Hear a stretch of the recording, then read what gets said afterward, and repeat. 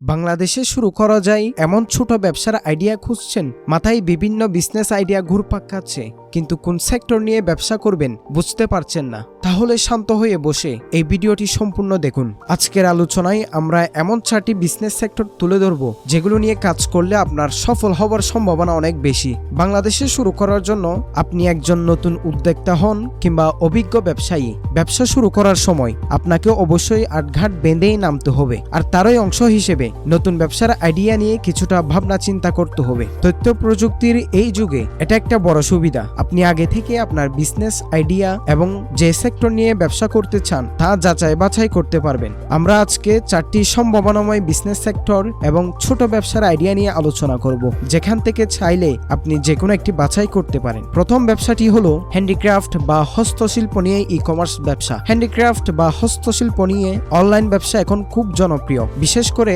একটু অপ্রচলিত কারুপণ্য বা ভিন্নধর্মী আইডিয়া নিয়ে কাজ করলে সফল হওয়া যায় তাড়াতাড়ি। এটি ছোট ব্যবসার আইডিয়া হিসেবে খুবই ভালো, কারণ এই সেক্টরে আপনি খুবই অল্প পুঁজি এবং প্রস্তুতি নিয়ে মাঠে নামতে পারবেন। তারপর কাজ করতে করতে শিখতে পারবেন। নির্দিষ্ট পণ্য ও পণ্যের উৎস খুঁজে বের করতে পারলে আপনি যে কোনো সময় ব্যবসা শুরু করতে পারবেন। দ্বিতীয় ব্যবসাটি হলো ঐতিহ্যবাহী এবং বাসায় বানানো খাবারের হোম ডেলিভারি ব্যবসা। চট্টগ্রামের মেজবানের স্বাদ এখন আপনার শহরে। অর্ডার করলে হোম ডেলিভারি, কিংবা লাল চিংড়ির শুটকি ভর্তা বা জয়পুরহাটের লতিরাজ কচুর তরকারির স্বাদ পেতে অর্ডার করুন। বাসায় বানানো খাবার বা হোমমেড খাবারের এমন অনেক বিজ্ঞাপন আমাদের চোখে পড়ে। ছোট ব্যবসার আইডিয়া বা নতুন ব্যবসার আইডিয়া হিসেবে এগুলো এখন অনেক জনপ্রিয়তা পাচ্ছে। একটু ভিন্ন বিজনেস আইডিয়া নিয়ে কাস্টমারের কাছে পৌঁছাতে পারলে এই ব্যবসার সফলতা আসবে। সফলতার অনেক উদাহরণও ইতিমধ্যে তৈরি হয়েছে। দেশ বিদেশের ঐতিহ্যবাহী খাদ্যপণ্য এবং বাসায় বানানো খাবারের অনলাইন ফুড ডেলিভারি ব্যবসা শুরু করার সময় এটা। তৃতীয় ব্যবসাটি হলো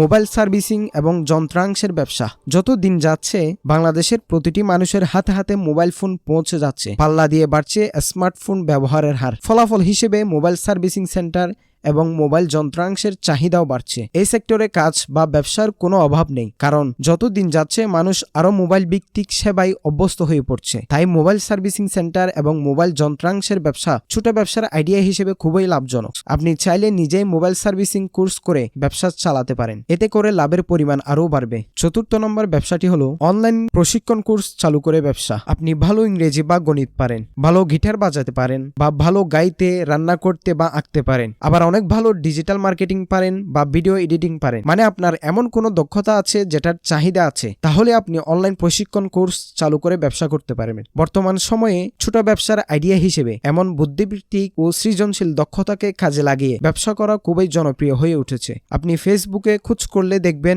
হাজারো দক্ষ মানুষ তাদের স্কিল বা দক্ষতাকে কোর্স আকারে বিক্রি করছে। এতে করে যেমন ব্যবসা হচ্ছে, তেমনি নতুন কর্মসংস্থানের সৃষ্টি হচ্ছে।